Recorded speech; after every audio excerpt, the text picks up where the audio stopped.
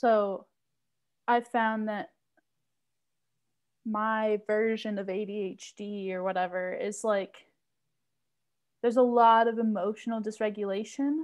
I've always been like sensitive my whole life or really anxious. And it turns out that a lot of that is just undiagnosed ADHD, or like untreated, you know. So I'm trying to like navigate what situations I'm in that are like actually emotionally distressing and like what I'm just taking way too personally.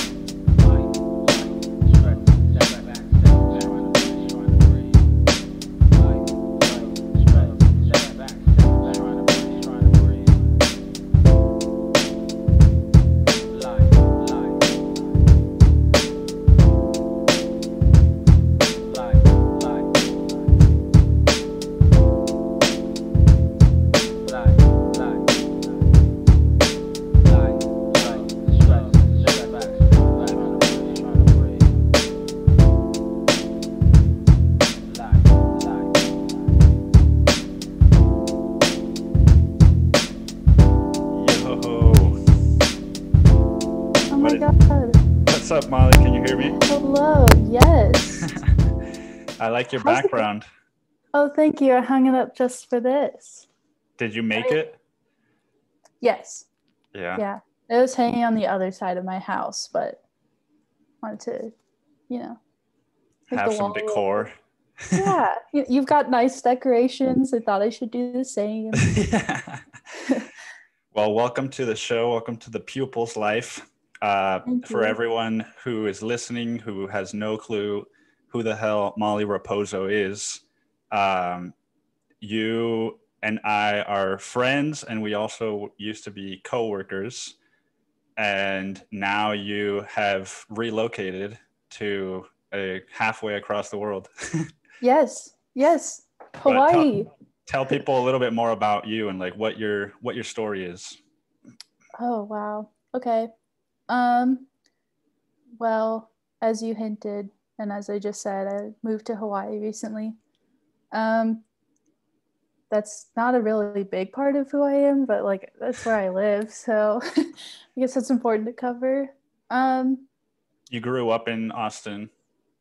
Well, I grew up in Wisconsin, actually. Oh, that's right. Actually, I grew up a lot of places in the Midwest, but we'll just generalize to Wisconsin. Okay. I like came of age in Austin because I went to high school there. Then I went back to Wisconsin for college.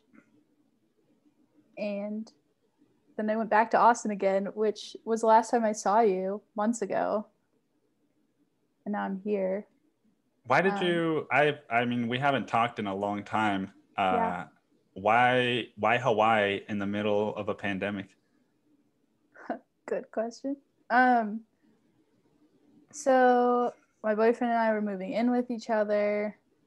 We were looking around Austin and we just weren't feeling like Austin was the city we wanted it to be anymore.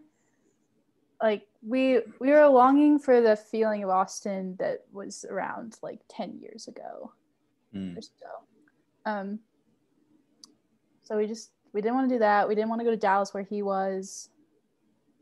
And so then we were like, well, we can go anywhere. And then we really went anywhere, and we went all the way into the middle of the Pacific. Would you remember like why you guys landed on Hawaii of all places?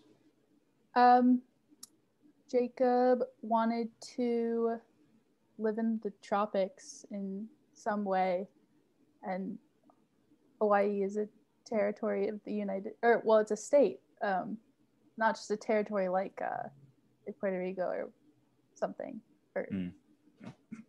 So it's, it was like easier to do. Yeah, it was fairly easy for us just because we both had a lot of flexibility with our jobs and stuff. And what are you doing now? I'm still at the company that I've been at, which is a children's media company. Okay. Doing production, editing, that kind of stuff, Why do you say it with that face? I don't like my job. Oh no. Yeah, it's okay. It's fine. Yeah. It's a job. And a lot of people don't have that or lost jobs with the pandemic. So try to keep that in mind and feel grateful. Was your job okay? Like, cause the last thing I knew you were working at was the poke place, right? Yeah. So I quit that job after one of my co-managers called one of our co-workers a faggot, and nothing was done about it. Okay, good for you. Thanks for leaving. That's great. Yeah. That's awful though. Yeah. I mean, I was also, it wasn't like, that was just a nail in the coffin, but, sure. And then I was unemployed for like 2 months and just like actively being unemployed just to take a break. And now I'm working. This was maybe like a month and a half ago that I found another job. So the months of like June and July. And now I don't think you met her, but I'm working at a food truck with someone that used to work at Blenders and Bowls like a long time ago. What's her name? Her name is Rachel. And the food truck is Curcuma, where we used to get the golden paste. Do you remember that? No. It's another lifetime. Yeah. But yeah, no, my job is good. Nice. And so I've seen your pictures in Hawaii and then you had your trip to, I think it was like Norway or Iceland or something like that. And there's all these scenic pictures. I'm curious what it's like in Hawaii right now. Like as far as the, how does it feel? Because one of my favorite comedians went to Hawaii a couple months ago when the pandemic was a little more like intense. And I get the feeling that it's just like, nobody gives a fuck in Hawaii. Actually, it's the opposite. Everyone like really cares. I mean, compared to like, you see, like Jacob and I are coming from Texas, and we moved in July. So Texas was still at its like all-time high. No one gives a shit. I can swear, right? Yeah. Okay. I said fuck like 5 times already. Oh yeah. It just doesn't faze me, but this isn't for the children's media. That's what I figured. Had to ask.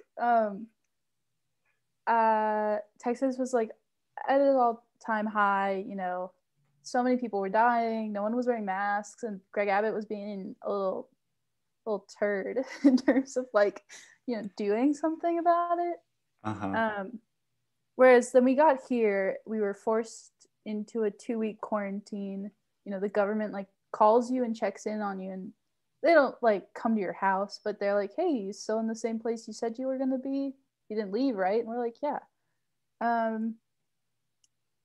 The government called? Like, what do you, like, who in the government? There's like a COVID task force. Wow. That tracked all of the incoming people that flew in, and you would like write down your address, let them know where you're going to be, give them your phone number, and they'll give you a call. If they don't hear from you, then they like send the police to check on you. But you just have to stay in your house. You're not allowed to like leave property depending on where you are. Which thankfully we're in like a house that has a yard, so we could like go outside. I can't imagine what it would have been like to like quarantine an apartment for 2 weeks. That would have sucked. And we had really thoughtful neighbors that like brought us groceries halfway through, which was really helpful. And then everyone here wears masks. Like there's not a lot of deniers from what I can tell. I mean, I'm sure there are some people like out, that don't want to wear them, but you get like a lot of stink eyes if you're not wearing your mask. And oh, really? mm-hmm. Do you like that? Yeah, let's publicly shame people that, you know, are following directions. I mean, yeah, that's kind of a joke, but I believe in the mask. I believe in them. So like, Yeah. obviously I want to see people wearing them. I feel more comfortable if people are wearing them. So do you have opinions about masks? You kind of seem like you might. Oh, no, I'm not trying to get into like a whole mask debate. I was just curious if you like it's less about the mask itself and more about like shaming somebody for not following a rule.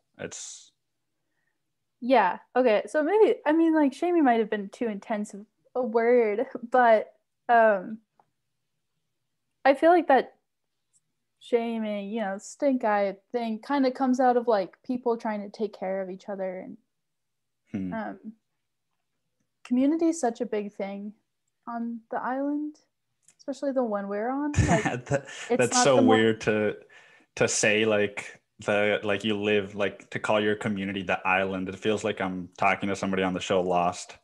yeah there's like 6 of us, just kidding. I mean, there's not a lot of people, though we live on the big island. There's not as many people here as Oahu, where Honolulu is. What island do you live on? The big island. What Hawaii. is that's called Hawaii? Yeah. Okay. People call it the big island because its name is Hawaii, but then like everyone refers to the whole chain of islands as Hawaii, so then it gets confusing. There's only 2 like bigger cities here, and they're not even that big, so it's very much I don't know, it's different. It's a lot different here. Yeah. So it's not more lax and more like what maybe like Cancun is like, where like, oh, is Cancun lax about like COVID stuff? I don't know if lax is the right word, and it's not so much about COVID, but just like there's still some lockdowns, and then also they just had a hurricane that wasn't as bad as they thought it was going to be, but it was still kind of bad. And like the next morning after the hurricane, my stepmom sent me pictures, and she was like, the bar is open again, and there's like 80 people there, and like, hell yeah. I'd say that mentality seems to be more like what Wisconsin is like, from what I know about like what's happening up there. Like my mom's there right now. She's been there for like the last couple months, and obviously I have like a lot of my friends still live there. Wisconsin's just like, have you seen the map of like the COVID rates recently? No. Wisconsin's just fucking all red. It's like, how New York was like the epicenter of the virus at the beginning? It's Wisconsin now. And it's like rural Wisconsin. I just remember the day they opened the bars up. I saw an article, like they opened them at like noon on a Thursday, and people were there, like packed at the bars at noon on a Thursday. What are we doing? So, yeah, I would say that's more the Cancun and Wisconsin are more in line with each other in that way. Yeah. So does it feel almost then like you moved somewhere, but you're not really getting the full experience yet? Yeah, definitely. I mean, like we're able to go outside still. There was never, and that's kind of why we moved here, is because we don't really care that much about like, neither of us we'll go out, but we're not like, that's not super important to us. So in terms of like being able to go explore outside and like do all this hiking and stuff, it's been great. Pretty much everything's open. There are some things that the government shut down, but yeah. beaches are open. Whether or not the government shut them down, like you can still go. So. So you're not like, when you said that you guys were shut down for 2 weeks, that was like you can't go to the beach and you can't even leave your house. Oh yeah, yeah, and that was just particular to us because we had like flown in. Oh, I thought the whole island was that way. No. Oh, okay. No, they just did that. So Hawaii's like strategy during COVID has been that anyone that's coming in from the mainland or from, somewhere else, wherever outside the US, has to come in and do the 2-week quarantine to keep like the community spread down. Because the rates really hadn't been that bad here, just because they're, it's a chain of islands. There's not a ton of travel between them and all that stuff. And I believe the other day they changed it. So now if you have adequate testing, like before your flight, like I think it's within 3 days before your flight in, and it's negative, then you don't have to quarantine. That makes me nervous, but they're trying to open up because tourism is such a big part of the economy here. And like so many of the businesses are closed just because there's no visitors coming. Yeah. Really sad, but. So are you like nervous about getting it? Are you nervous about getting it and dying? Are you nervous about getting it and just suffering? Wow, I'm triggered. Yes. This entire time, it like comes and goes in waves, though, I guess. Like the more attention you pay to it, the more you're afraid. Yeah, and it's very situational. So like earlier in the pandemic, I didn't see my boyfriend for quite a few weeks, obviously because we were sheltering in place and he lived in Dallas. And then finally making the decision to like go visit meant like combining my household, because I lived with my parents at the time, and his. He has 2 young siblings. It was just like, it was very nerve-wracking. Everything ended up okay, but like you have to like, this entire pandemic's just been like making decisions that never feel right. Like there's no good or bad decision. You just have to make one. It fucking sucks. Yeah, that's a really good way of putting it. Have you had to make any of those like kinds of decisions or? So I would say the first 4 months I was still like, all right, going in and out of fear, how you're describing it. And I didn't really make any decisions then because I was just going to work and coming home, like pretty much all that I did. Though when Austin reopened for like 2 weeks and Rainy Street was reopened, I went on a couple dates, and I didn't care, but like, because I wasn't seeing anyone else, but it was kind of weird just I remember we were at a bar on Rainy Street, just me and this girl.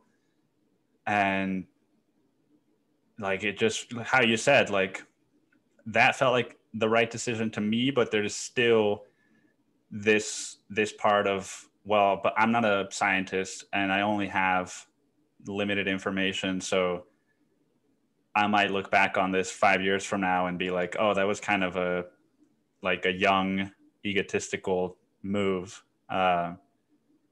And now I guess the decision I'm making with that is like, I am going to Cancun in November to see my dad, he's got diabetes. And so like, he's technically one of the at-risk people. Right. But I think I was like, I haven't seen him in over 2 years, and so it's kind of like, well, okay, I'm not going to see him because of this thing that I don't know when it's going to be over, but what if he dies of other causes before then? And I was like, you know, and I am also not super like afraid of it as much anymore. Mm-hmm. Mostly due just to like something the CDC posted their most recent like infection fatality ratio, and it was like below 0.005 for all ages. You know, it was like a 0.001 variation from 50-year-olds to 70-year-olds. And so it's like, all right, I'm still not going to just go around and like live my life as if there isn't this thing going on. But I don't know that I need to like rearrange my whole life because of this thing that isn't as deadly as we once thought it was. Right. My understanding of that number, though, and I don't know if we're referring to the same exact statistic, but I remember that like going around as a meme, like what, a month or two ago, kind of. Okay. Not like meme in the traditional, like the actual definition of meme, where it's like virtual or viral information, I guess.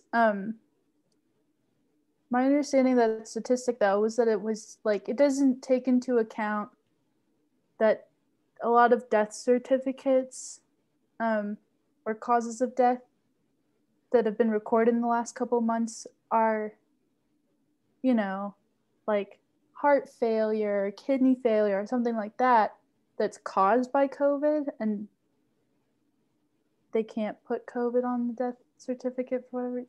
I'm talking in my ass. I don't really know, but like, Yeah, I don't know. and I still see the 200,000 people, or isn't it like 2,200,000 now? There's a lot of people that have died because of COVID specifically, and then also people dying because of COVID plus other things that doesn't get recorded. right, yeah. My understanding was that they were recording more deaths because hospitals needed to record deaths in order to get funding. And so, like, if somebody came in from a car crash where they're bleeding out, they'd be like, they'd test them or they'd have a little cough and they're like, mark it as COVID. And so, like, but again, you know, like, it's so hard to get information and Oh yeah. unbiased information these days, which is why Oh yeah.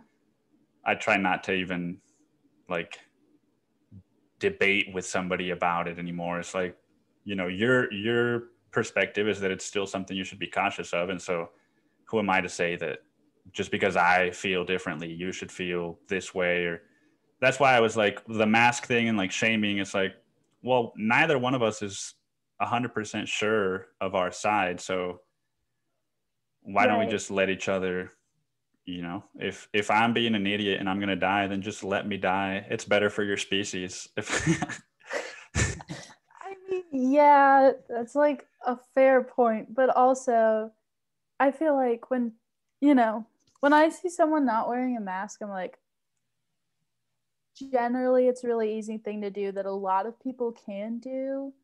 You know, the whole argument that you can't really breathe as well is, I don't think that's backed by science. Like, I mean, yeah, it's hot and uncomfortable. I get really sweaty under my mask and I don't like it.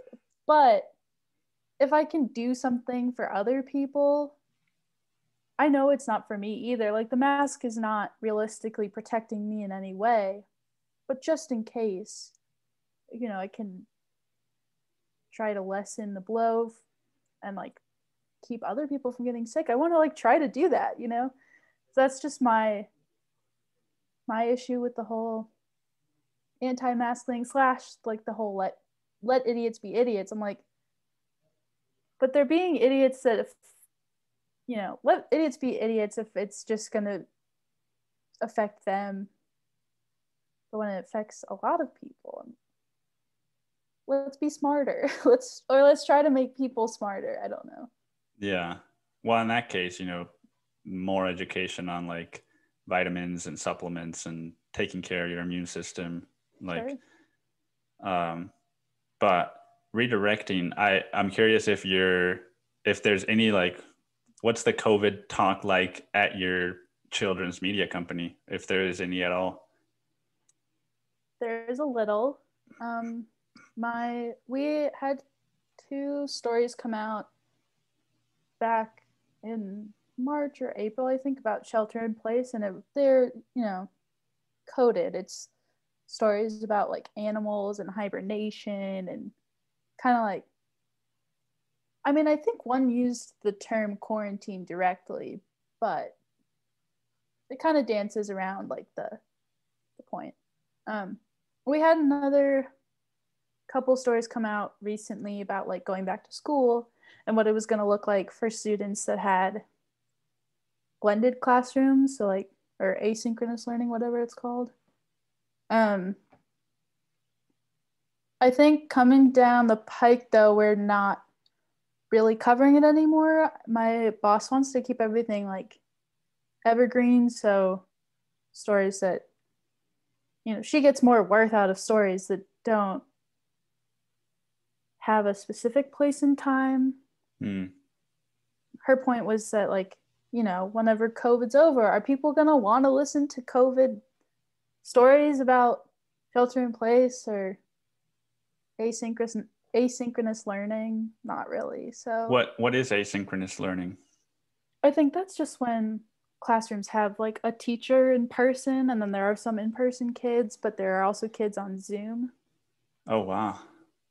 That's my understanding. I'm not a teacher. I don't know. So like you would have one laptop in the classroom and then a bunch of people logged into that one webcam. I think so. Yeah. Yeah. I mean, yeah. For the schools that even are doing in person still, because so many people or so many schools are not, they're doing all online.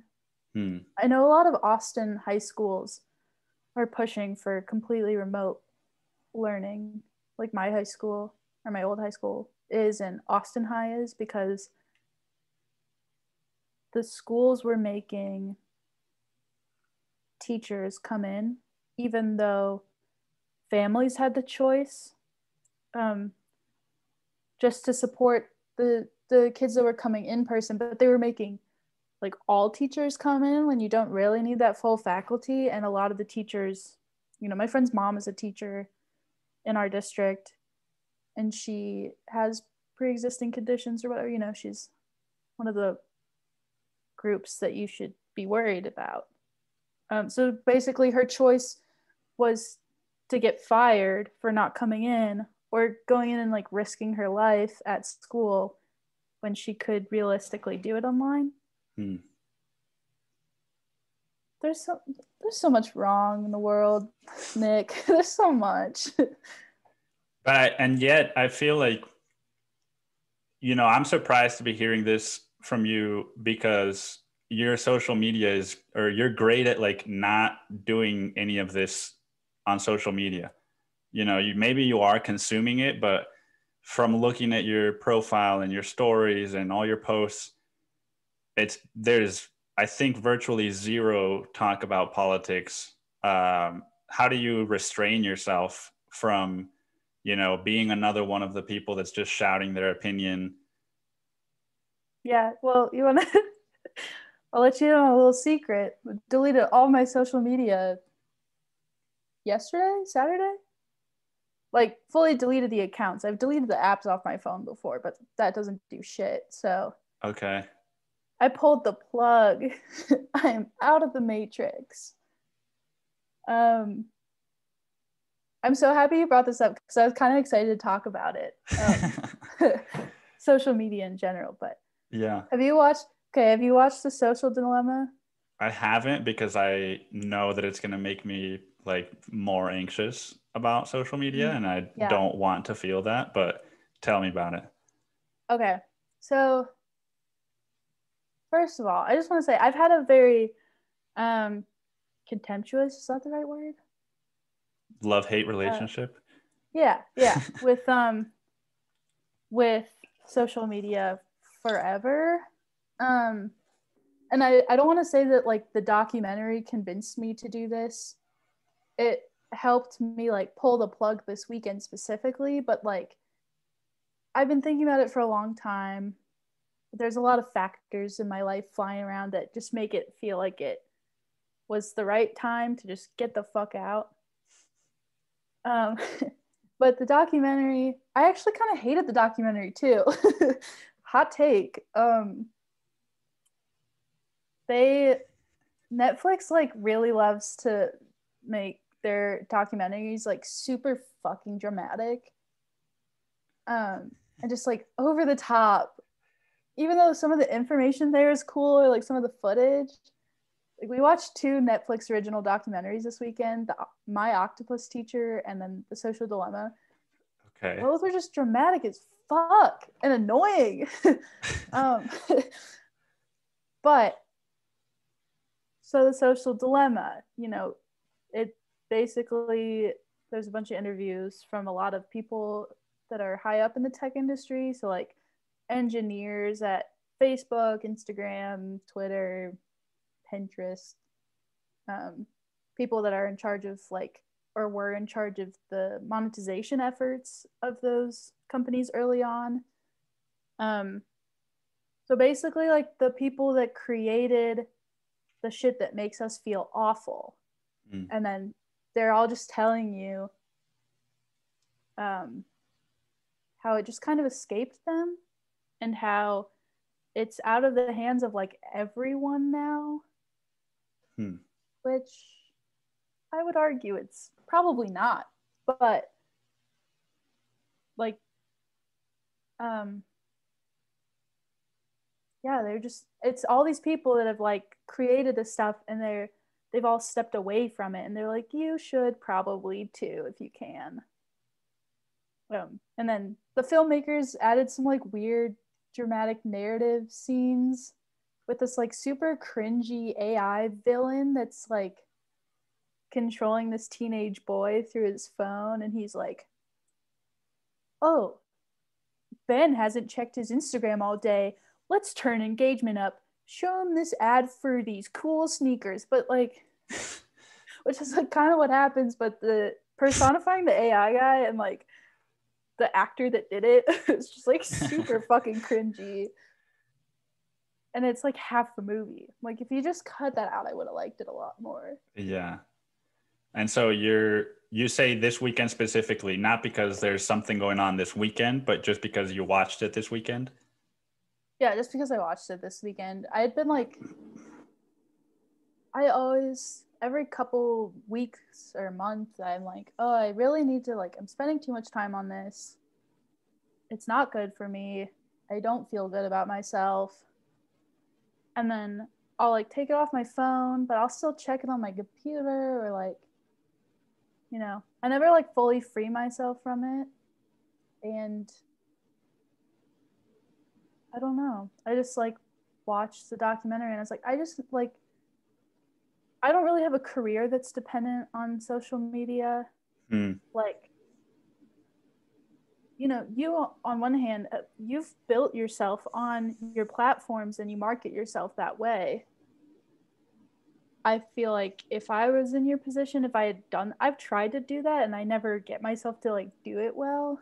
If I was in your position though and like was successfully marketing myself, I might just like keep it on and figure out how to detach myself from it. But I'm not there. I don't have anything to promote. Like, just a girl living her life. I don't feel like I need it, you know? Yeah. Or at least wanted to try and see what it would be like to just like clean slate, get rid of everything. Do you have a goal as far as time, or is it just like, let's see how this goes? Let's just see how it goes. Yes.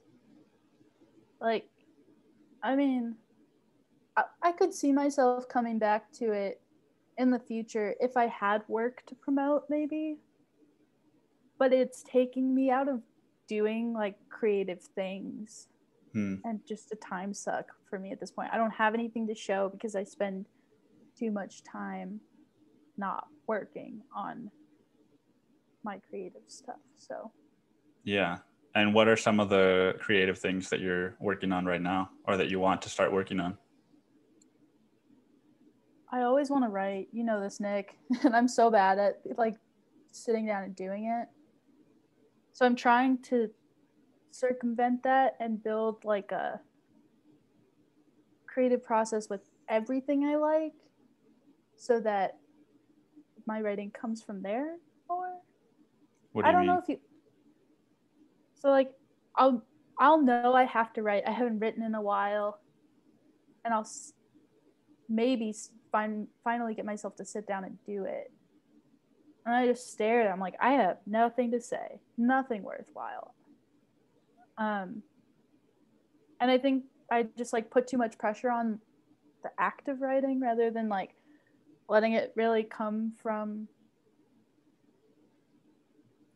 somewhere within me. I don't know. Hmm. Like I still want to write, but I've been finding that like I really like drawing. I'm not that good at it, but I have fun doing it. And you know, some things I make I'm really proud of. And some things I make inspire me to write more about it or think about it more deeply. I don't know. So I'm just hoping that like working like the quilting in that I've been having fun with kind of help influence the writing and also take the pressure off of it as my like one creative thing that I tell people that I do. Yeah. Yeah. No, absolutely. I have like, today's Monday. So yesterday, I, on the days that I work at like my regular hourly job, I just got in the habit of finding the time to either write or record a podcast, because I have like 2 or 3 hour pockets of time on either end of work. And I woke up yesterday and I was doing like a 25-minute meditation, and 10 minutes in, I felt like I had to throw up. Like, Oh, I meditate before I write. And so I knew I had to be at work in 2.5 hours. And I was doing this meditation and I was just like feeling sick. And then I was like, why do I feel like I have to write today? If my actual feeling is like, I feel sick and I don't want to write, where is this coming from? And obviously for me, that's like, I'm only loved if I'm doing. And I'm curious what, like, why do you want to write? Where does that want come from? I make that face just because I was just kind of thinking about this and I had like a realization the other day. It's like the one thing I established in college that was like my thing. I mean, like I've always written, like as a kid I wrote too, but like that was it. That was what I wanted my career to be. I didn't really focus on it as like a career option, but I was like, I'm gonna be a writer. Um, and so I kind of put like a monetary pressure on it, and also have only ever written like I wrote in class and I wrote for a magazine that would always publish my work because I worked as the editor for it. Um, so I never created a process like for myself where like the writing was for me. It's always to be read by someone. Mm. Um, so I'm trying to get out of that mindset, and it's really fucking hard. um, like obviously I write for myself. I write in my journal and stuff, but I don't spend a lot of time on things that I don't think I will publish. And my journal entries are quick. They're not like super in depth or anything. How quick what does that mean? I just like every couple days, if I have a thought, I'll write it down and I'll probably expand on it for a little bit, but like maybe 20, 30 minutes at most. I so I have a theory that this comes from reading other writers' routines and stuff. But sorry, I get this one bang. Just keeps. It looks fine. Thank you. No, it just it was going straight down and it was bugging me. Writers' routines. Yes, they do a lot of like dedicated just time with their own personal journal. It just doesn't have to go anywhere, and it will be like a good amount of time regularly. You know, it might not be every single day, but with a little more rigidity than me just being like, oh, when I feel like it, I'll write like 20 minutes. But why can't I write anything? Like, sorry, I kind of like lost my train of thought there, but I mean, you're saying that you're writing 20 to 30 minutes about once a week or every few days. And that's another thing that I continue to have to relearn is that like, for example, I started like actively journaling on March 17th when I learned of like the COVID pandemic. And I was like, at first I was like, whoa, the world could end tomorrow. As this would be a cool thing to, you know, if I die, then it's like an Anne Frank type thing, right? yeah. And so I've been doing that. Not exactly, but you know what I mean. Yeah. And so I started doing that, and that just like as a baseline.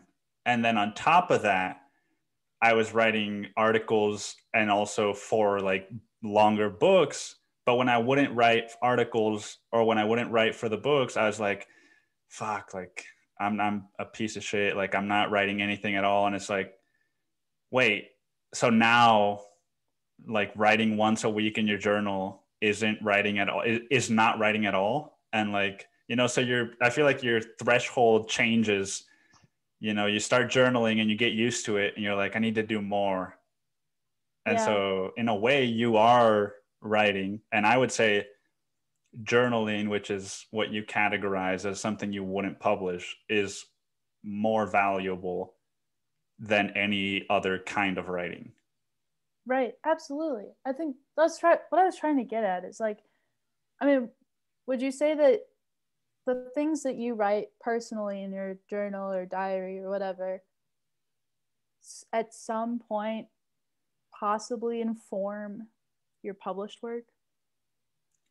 Yeah, I mean, I'm also kind of a weird case, right? Because I write about whatever and whether I publish it or not. Right. Yeah. But yeah, in this journal I have, you know, when I'm not ready to be honest publicly about something, I'll be honest about it in my journal. And then I'll feel better. And I'm like, oh, yeah, of course. I feel a lot better when I have no shame about the things that I do. Right. Yeah.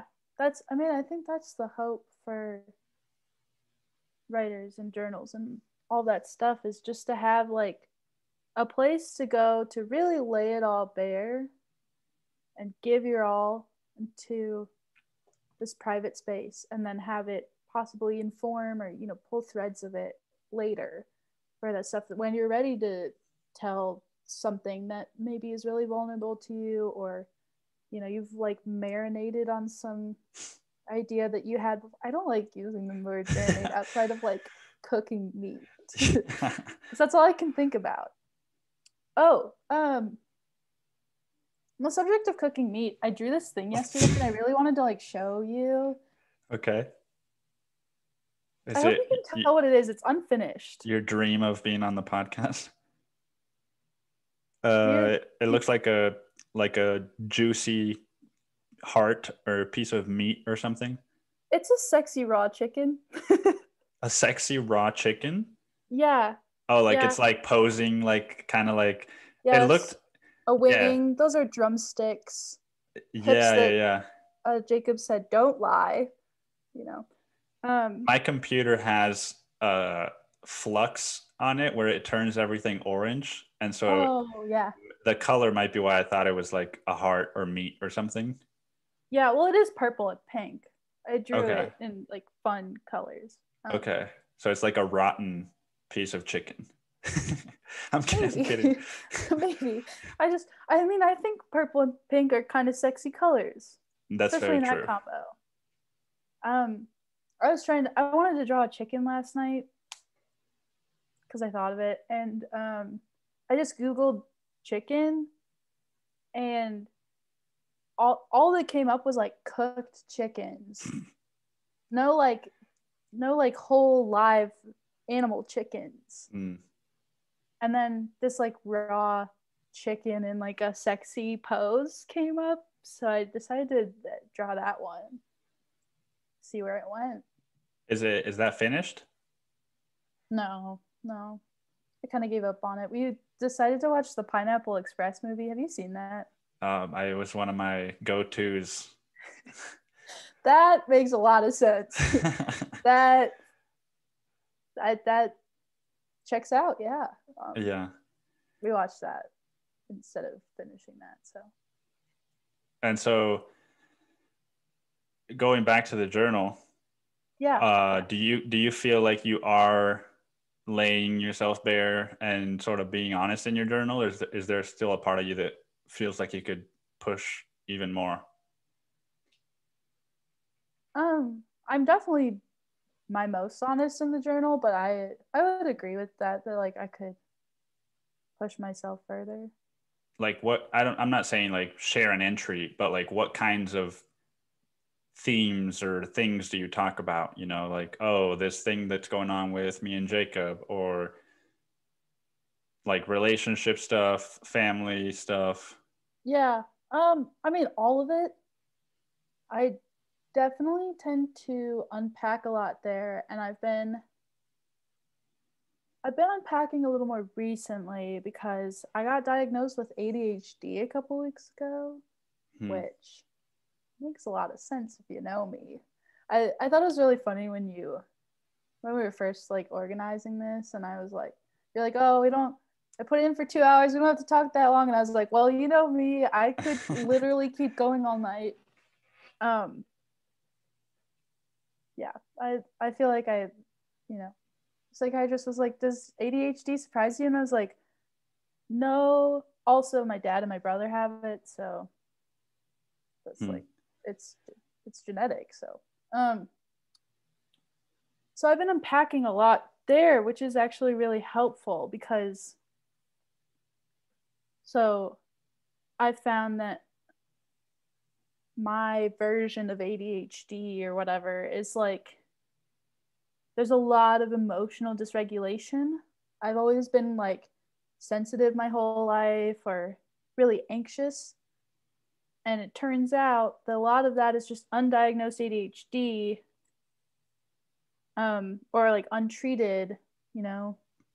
So I'm trying to like navigate what situations I'm in that are like actually emotionally distressing and like what I'm just taking way too personally. Which I think a lot of people go through that, but I don't think having ADHD helps in any way, and it probably makes it a little bit worse. Well, it's also, I mean, I haven't been diagnosed with it, so I'm not trying to act like I know what it is, but there's a Hungarian psychologist named Gabor Mate, and he talks a lot about, you know, childhood trauma and like everything that every behavior you have originated because of some form of trauma. And he mentions ADHD. I forget like specifically the words he had to say about it, but like what made it make sense to you that you would be somebody that has ADHD besides the like stupid joke of like, oh well, I could talk a lot, right? Yeah. Well, so I think I'm classified under the inattentive type. There's three types. There's hyperactive, inattentive, and combined. I'm not really hyperactive at all. In fact, I went to the psychiatrist because I thought I was depressed or had like anxiety or some combo of both. Because I was reaching a point very recently within the last like probably year where but more recently, sorry, where I would get like stuck on the couch all day. And I just, there were things I knew I had to do, things I wanted to do. I didn't want to just sit there and like watch YouTube videos all day, but I couldn't do anything else. And it's a symptom of ADHD. I mean, it's a symptom of depression and anxiety too, but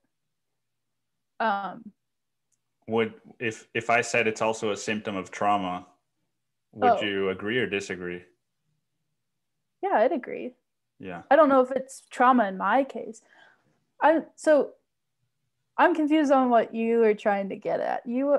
I'm not like specifically trying to get at anything. I think like a lot of times we want to believe that our behavior is, oh, it's this thing that is a disease that I can't control.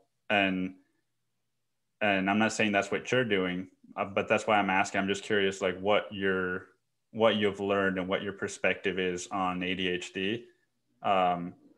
Because when you describe like, oh, sitting on the couch and like, feeling sort of like you can't, feeling helpless in a way,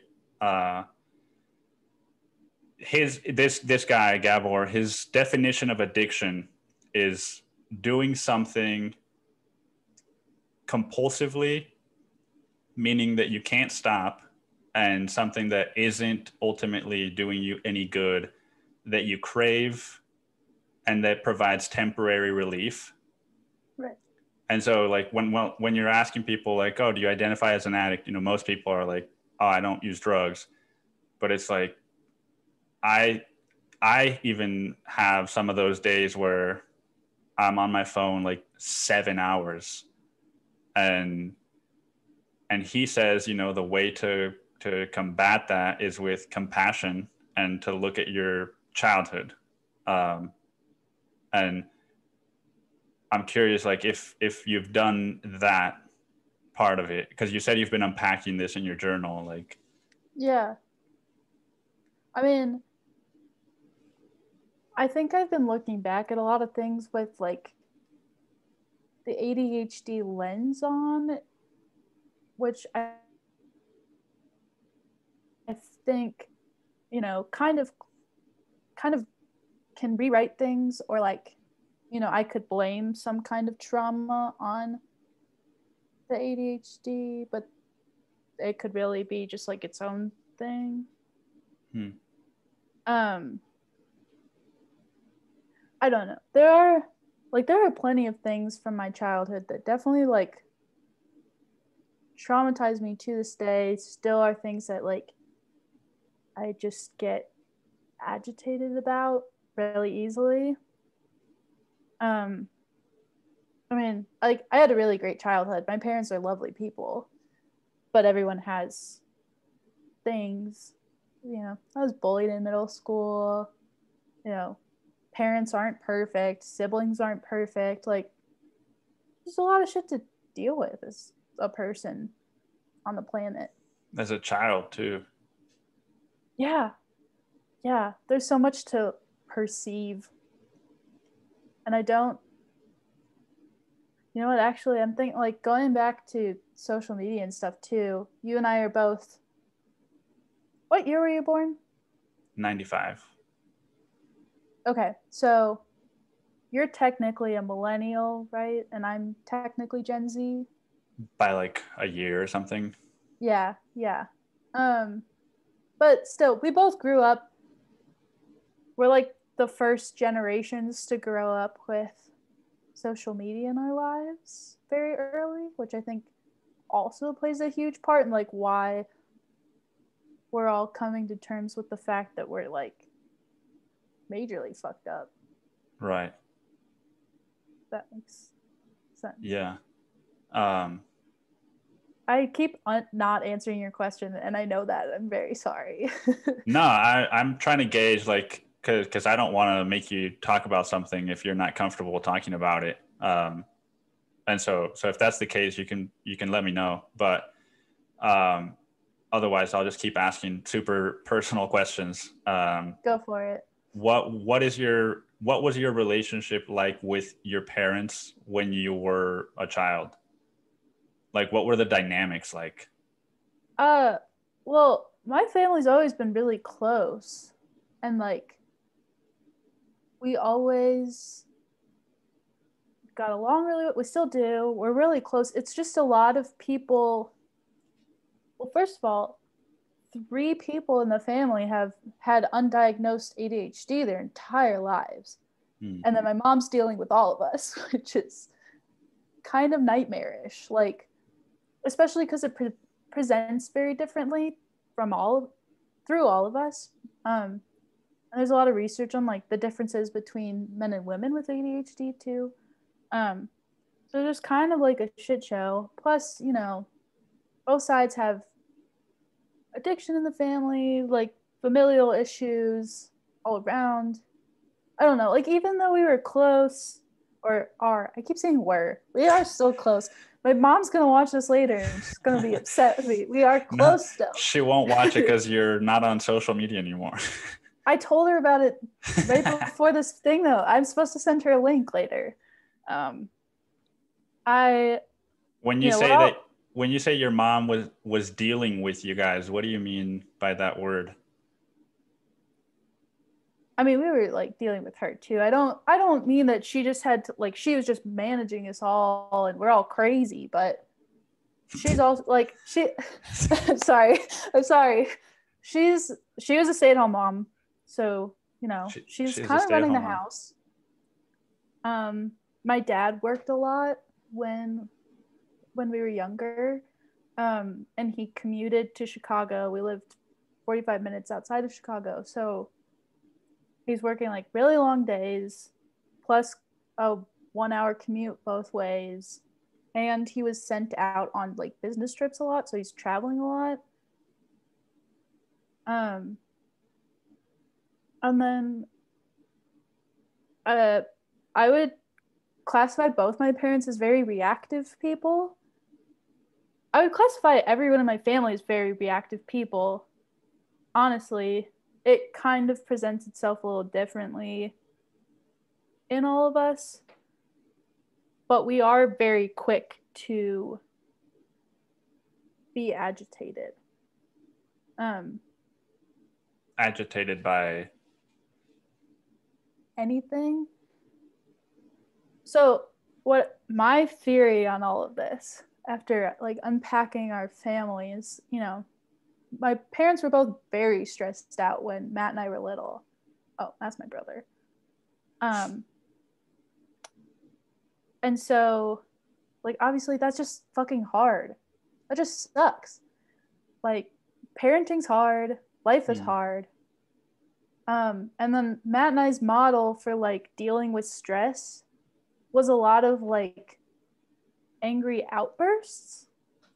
My dad's really open about this, so I hope it's okay that I'm saying this. But also, I just want to put it out there that like I'm happy to send you this before I publish it, and if you're not comfortable putting this out there, I'm not like, I have no need to put your business out there.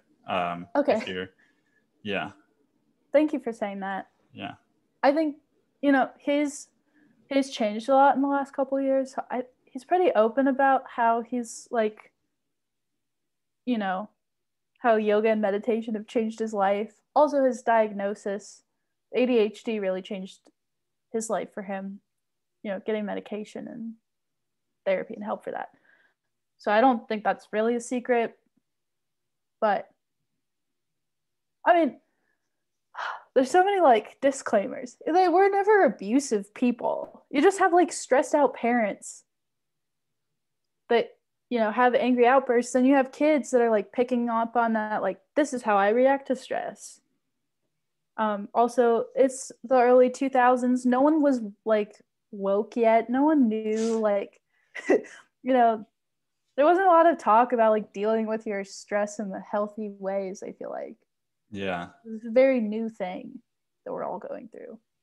I don't think it's about like, oh, it's my parents' fault, or like, I would agree that they were doing the best with the tools that they had. But that being said, you as a child were still making up narratives, and you were getting the message that you were getting messages as a kid, right? Because when we're kids, we make it all about ourselves. And so some of the I've been thinking about this a lot, because I haven't talked to my mom in over a year, and Right. I haven't seen my dad in over 2 years. I talked to him, and so I'm slowly reintegrating, like, all right, what would it look like if I talked to my mom? Um, am I ready for that? And so I'm thinking a lot about what are the messages that I got when I was growing up, and this, regardless of whether or not it was they knew better, or, I'm not trying to put blame on them, but the fuck, What? someone just tried to open my front door. Oh, that's weird. Yeah. I don't like that. They probably just got the wrong apartment, they walked away, but or maybe they were like, oh, it's locked, I'm not gonna rob this person. um, Well, but either way, it worked out for you, so that's good. yeah, have my murder recorded on Zoom. Oh my god, that'd be fucking terrifying. um, so like one of the messages that I got was, my dad cheated on my mom before I was born, and when I was born, my mom was in a lot of stress and emotional turmoil, right? And so me being a child, I was like, oh, I'm not good enough for my parents, because my Right. mom was barely able to take care of herself, or her emotions, I mean, and my dad was just gone a lot. And so I guess that's what I'm curious, if you've figured out, like, what are some of the messages that you got, less so like what did your parents do wrong, or like what did you interpret from your childhood? Yeah. Yeah. I mean, I agree. They absolutely didn't do anything wrong. Um, there's nothing that like could have been done or can be done now. That's just how it was. Those are just things that happen, circumstances. I would say like from my childhood though, well, so this is something I'm unpacking with the ADHD thing. There's a lot of feelings of like having to work extra hard and not understanding why. Um, I was a really like uh, on paper a very good student. I had all A's until high school, and then maybe like a B, but never worse than that. um, but my whole childhood was like me struggling to understand math, my mom unable to help me because she's doing 1,000 other things. And also like my dad was like the math person in the house. He works in finance. But then he comes home from like 15-hour days and he's mad, doesn't want to help me with this stuff. I'm crying. So then I just feel like stupid. But it's Right. no one's fault. I'm not stupid. I just need extra time and a little extra help. My dad's busy. He's working really hard. My mom's working really hard. Like um and in my family the joke for the last couple for well forever has been that I'm really bad at math cuz I oh my god, I can't add two numbers for shit. Like if you ask me what like 15 plus 6 is, I will sit here for like 5 minutes and just be like uh Yeah. um and so but I'm not really bad at math. I hope I'm like answering. I'm trying to answer it. I convinced myself that I was bad at this one thing. I'm really not bad at it. I'm not bad. I'm not a bad person. Yeah. Because I can't add a couple numbers together quickly. It's like school's fault, you know. But so when you learned like, oh, I can't do this thing, and so there must be something wrong with me. What do you remember, like how that felt? Yeah, I mean, it sucked. I had a lot of friends that were like in the gifted and talented class in elementary school, and like they all went to class together. We were in choir together. That's why we were all friends. But then they were like, having conversations about their special class, and I was like, I'm really smart. I get good grades. Why am I not a part of this? Just like stuff like that, or like just being frustrated that I have to work really hard on something. That came a lot later too, like in high school and college especially. Like it, you know, with the lack of structure, it became more apparent all these things that happened in my childhood. We have like school when you're younger and everything's really rigid. And you have more people watching you. And so these things that I felt like mediocre about or like had a little bit of low self-esteem about just got fucking turned up to the extreme in college because there's more eyes watching me, future employers, but then professors don't give a shit whether or not you try. You make your own schedules and efforts and all that stuff. So I would say my self-esteem tanked a lot then as well. And what kinds of things did you like when you feel that way? What kinds of things do you turn to?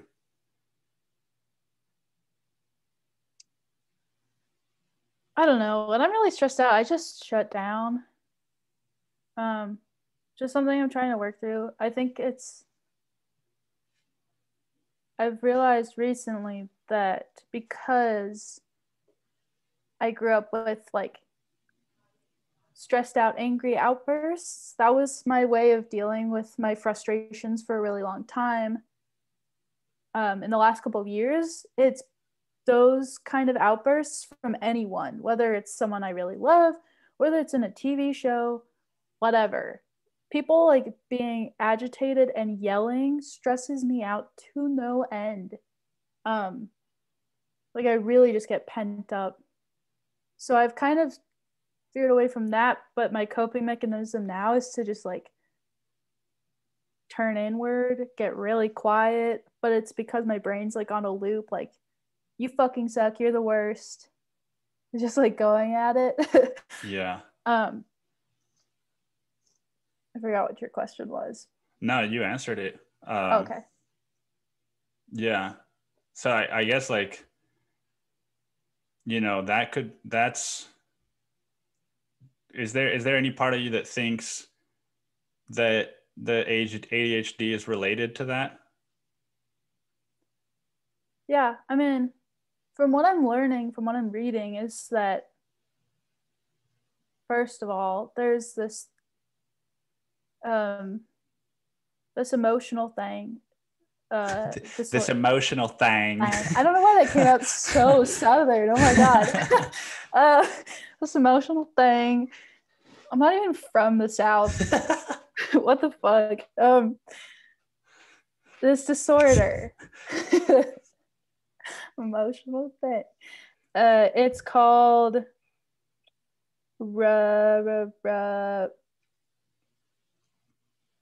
oh my god, I can't. rejection dysmorphic syndrome, something like that. Okay. It's a comorbid disorder, so that means it's kind of like a little tag along to like ADHD, depression, anxiety. Basically, like if you have something going on you tend to take rejection a lot harder. Oh shit. Wait, what did you ask? Fuck. Do you think that your trauma of, being the bad one, and like when people yell and you have all these racing thoughts, do you think that's related to ADHD? Maybe ADHD is like your body and mind trying to protect itself? Yeah. Well, I wouldn't say it's my body and mind trying to protect itself, but I would say that they are related. Because what I'm finding as I'm reading is that like people with ADHD tend to get stuck in loops, or they tend to have this rejection dysmorphic syndrome thing. Like everything just gets turned up a notch. And because your brain, I feel like the name for ADHD is really misleading. Like attention deficit is not what's happening here. It's that your brain either hyper focuses and then gets stuck on a train of thought, or gets stuck in an action that you're doing or whatever, or you are focused on too many things at once. But it's not like a lack of attention at all. Those things don't help though when you're like in some kind of emotive spiral. But so where do you think that those thoughts come from then? Like, where do you think that they originate? Oh, they 100% originate from like a trauma. Something that made me feel bad, whether it's like some environmental thing. Well, actually, pretty much all environmental things. But then I think the ADHD like really turns them up on like the emotional scale and makes it way harder to convince myself that it doesn't matter, or that I'm, maybe overreacting. Does that answer your question? Yeah, I mean, yeah, I don't know. I always used to, and this is not even that long ago, when I would have, I think it was like February or March, after I did the ketamine infusions, Right. it brought up a lot of shit. And so my life felt very chaotic in the month after my last infusion. And I would tell my therapist, like, yeah, maybe I'm just bipolar, or like, maybe I'm just this, or maybe I'm just like, I was looking for a way out of like, oh no, maybe this is not something that is unfixable. And maybe it's just like something that I'm not willing to look at yet, or because, I'll have 3 weeks where I feel really like fine and things are going well, and then I have something triggers me, and then I have 5 or 6 days where I feel low, and I'm like, oh, that's bipolar. Like, and it's like, bullshit, dude. Like, why do you want it to be bipolar? Like, and for me, in my case, that's because then I'll be like, okay, it's not my fault. Like, it's almost like having a diagnosis will allow me to be compassionate to myself. Right. And so like when you say you're overreacting, like to me, it's like, no, you're reacting exactly how your system is designed to protect itself from something that is very painful. Sure. Yeah, I mean, I agree with that sentiment around diagnosis to an extent, just because like my overreactions have gotten in the way of my life thousands of times in the past year, probably, my entire life. There are like days where something will set me off in the morning that is really small. Someone says something to me the wrong way that's not even like they intended it to be, rude or upsetting, and I will just take it and run with it, and I will cry about it all day. I don't feel like that is it's health. I'm fine getting upset by that and like having that upset feeling linger for like a half an hour to an hour, but like carrying something so small with me throughout the entire day just feels like something is wrong there. Right. I guess what I was getting at is that not that it's serving you currently, but that whenever that originated, whenever that behavior first happened, it was very effective. Like if you're a 7-year-old kid, and I'm just making this up, you're a 7-year-old kid and your dad's away and your mom's angry or whatever, and so you internalized all these messages about, well, I'm not good enough, and so now I'm going to work harder because working harder will make me be loved. It's like, right. Well, then you don't have to face the reality that you feel unloved at 7 years old. And so right. in a way, like in that moment, it is your body just being like, I can't let you see this, so I'm going to fool you into thinking that you're bad or that you need to do more, right? And obviously when we grow up, that, like you said, I'm not suggesting that you should carry that for 10 hours. I'm suggesting that, like, and I'm not saying this from a place of I've been able to do this, but right. Like having compassion for those what you call overreactions. Like, well, I guess when you say that you don't carry it for, or you say you're okay carrying it for like a half an hour to an hour, like what is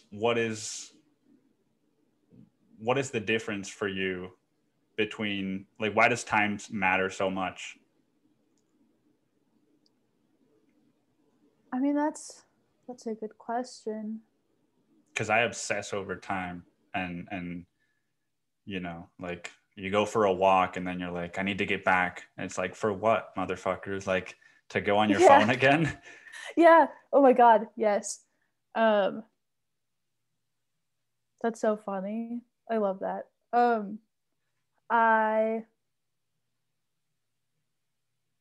guess, like, I mean, realistically, I have all the time in the world to be upset, but I find it ruins other things during my day that wouldn't feel that way if I'm not already upset. If I'm able to like let go of the feeling earlier, sooner, whatever, then have it like cycling through my mind as I'm doing literally everything else that day, it makes things a lot easier. I don't know. I mean, like, to your point of compassion for yourself and your responses, I'm trying to do that. I'm not just trying to like get medication and just be like, I'm cured. I'm on methylphenidate. I'm on speed, as like people love to be like, oh, you have ADHD, you just take speed. I'm gonna start medication soon, but I don't want it to just be like, that's it. That will solve all of my problems, because I'm gonna be upset. It's like using that to kind of dampen it down a little bit so I can like kind of, I just feel like I'm at the point where my compassion for myself does not have a hold anymore. Like the problems become way too big for me to even like wrap my compassion around them and kind of pull it back in. So I feel like medication, therapy, all kinds of treatment are a way to like really just help me manage a little better so that I can do that for myself so I can be compassionate. So I'm Yeah. compassionate to everyone else. But man, if I fuck something up, I'm like, God, you are the stupidest person on the planet Earth, Molly. Yeah. Great. Love it. That's a interesting dynamic to have, because I'm not very compassionate to myself, and I'm also not very compassionate toward others. Like I yeah, and they always say that like whatever you judge in others is what you're projecting from yourself. Yeah. And so it's weird, or not weird, but it's interesting to me that you are compassionate towards others, but yet you can't be compassionate to yourself. I mean, I try to be compassionate to others. I'm not saying I always am. It's also a big effort that I put in the last year. I will add that. That's not like my natural tendency, but do you think like, because you've been doing so much work unpacking your shame and your trauma and putting so much work into therapy and stuff in the last couple years since I've known you, do you feel like that's helped you on the compassion front? Like, as you're more compassionate with yourself, are you finding yourself more compassionate with others, or is that not caught up yet? Yeah, I mean, I think it's just, and I talked about this recently, that like there is so much trauma and I've only like felt this much of it. But yeah, like for example, my brother the other night started meal prepping at like 10:30 p.m. and I had to be up at 7, and I woke up as he was meal prepping, and then I couldn't go back to sleep. And my initial reaction was like, this fucking guy like has no respect for like other people, and just started being very critical. And almost to the point where like my arms started shaking, you know, that kind of adrenaline of like, I need to go and like fight right now. And go out there and punch your brother. Or go out there and angrily tell him like, hey, like this isn't okay, right? And yeah, start some kind of thing, right? So that I don't have to feel what is really bothering me, which is, and this is probably not even registering in my brother's brain, but him doing that made me feel like, or when he did that, I felt like I didn't matter, right? And so if I go fight him, then I don't have to even acknowledge that, because I could just be like, you're wrong and I'm right.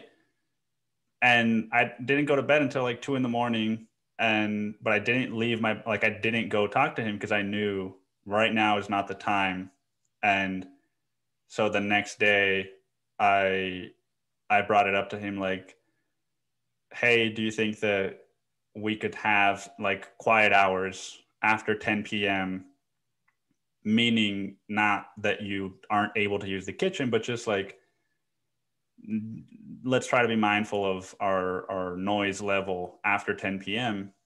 And he was very receptive to it. And then I like gave him a hug and I told him that I loved him, which like we never hug except when one of us is traveling. right. And so, yeah, like something like that, I would have, in the past, I would have just let it harbor resentment, and or I would have like gotten in a fight with him about it, or with like my girlfriend or my ex or whatever. Like, so yeah, I mean, it's also because I'm very hard on myself. When somebody asks me a question like the one you asked me, it's my tendency is to be like, no, like I haven't grown and I haven't gotten better or anything like that. But I think I have plenty of examples like that where I have, and even some of the stuff from, you know, this is actually a fun thing. I was thinking about this before the podcast, was that probably nobody knows that you were like I think you were the first person to read my memoir. Yeah. Oh my And God. That's fun. yeah. And so like I've since, I've since done some of those same behaviors that I exhibited in my memoir. But the difference now is that I'm I'm like not spiraling into a shame pit of like Sure. you're a piece of shit and you fucked up again and you don't deserve to live or whatever. It's like, oh no, I must just be in a lot of pain, and this is something that I developed as a mechanism to not feel that pain. So it's like now it's bringing me awareness instead of shame. um, so yeah, but it just, I don't know, it just feels like kind of a like an asshole thing to say, like, yeah, like the work has been doing good for me. And it's like, That's not an asshole thing to say. It's just honest. And if anything, it's gonna, you saying that helps convince people that they can do the work too. You know, you're like normalizing that, like working on yourself makes it better. I feel like you should brag about that, you know? yeah, I feel like that story about you and your brother is so sweet. And like the fact that you guys like hug it out at the end and it just went so well. It's just so nice to hear. yeah, yeah. I'm hoping that I'll have some of those experiences in Cancun when I see my dad, Yeah. because I did an episode with this guy named Philip McKernan, Mm-hmm. and we talked a lot about like my dad, specifically like my situation. And then I put Spanish subtitles on the episode, and my dad watched the whole thing. Oh, wow. And now every time that I call him, like my flight got canceled a couple times, and there's this family like Christmas thing happening in December. But I called my dad when this flight got canceled the second time, and he was like, just get another flight. Like, I don't care how much it costs. And I would say you could come in the Christmas family thing, but like, I really just want to like have like time with you alone so that you can tell me all these things that are on your mind and we can chat, Wow. which is like unreal coming from my dad. Um, Sure. and so it also dispels the idea that like oh well, my parents are too old, like they're never going to change. And it's like, nah, that's bullshit. Yeah. I mean, that's unfair. I also feel like that's unfair to everyone around the old people, you know? Like, I just, I always hated that argument for like grandparents or people just like older generations. Like, oh, they're on their way out, you know, we don't have to fight them on this. I'm like, there's still a person that's around and they're causing everyone else pain because they're doing a bunch of stupid shit. We should be able to Yeah. talk about it. I mean, like, that's, you know, not everything has to be like, oh, they did something wrong. But And I mean, your dad's a great example of that from what I remember. You know, you said that now he's like a meditation person, and he's, how old is he? 52, 53, Yeah. 53. Or I don't know, his birthday's soon. So he will be something between the ages of 53 and 55. I have no fucking idea.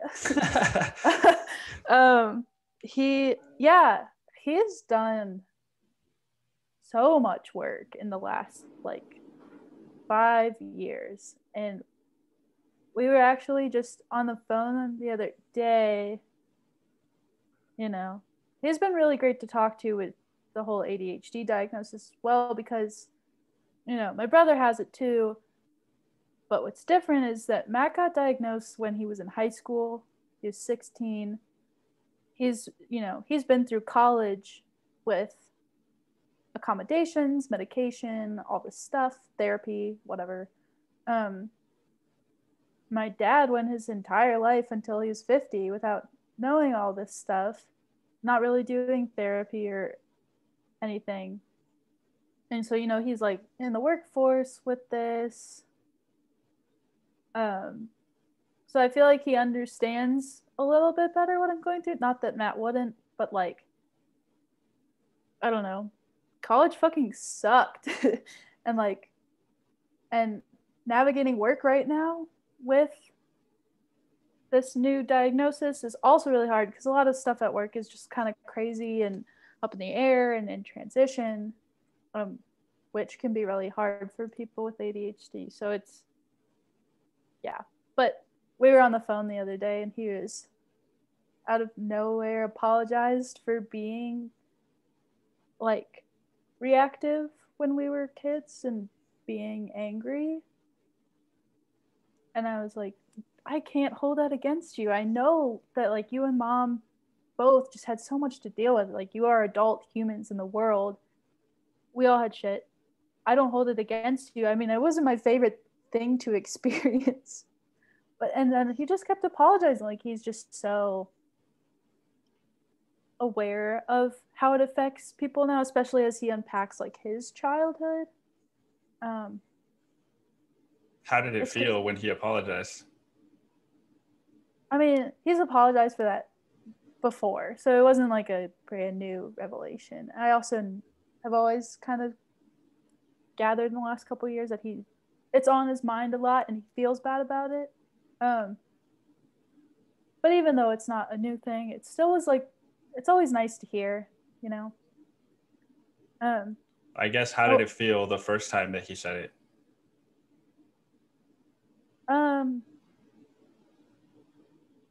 I guess just really like validating maybe. Because as a kid, I didn't like conceptualize what was happening as like anger at work or anger at being stressed. It was like anger at me for being stupid and not understanding math. Right.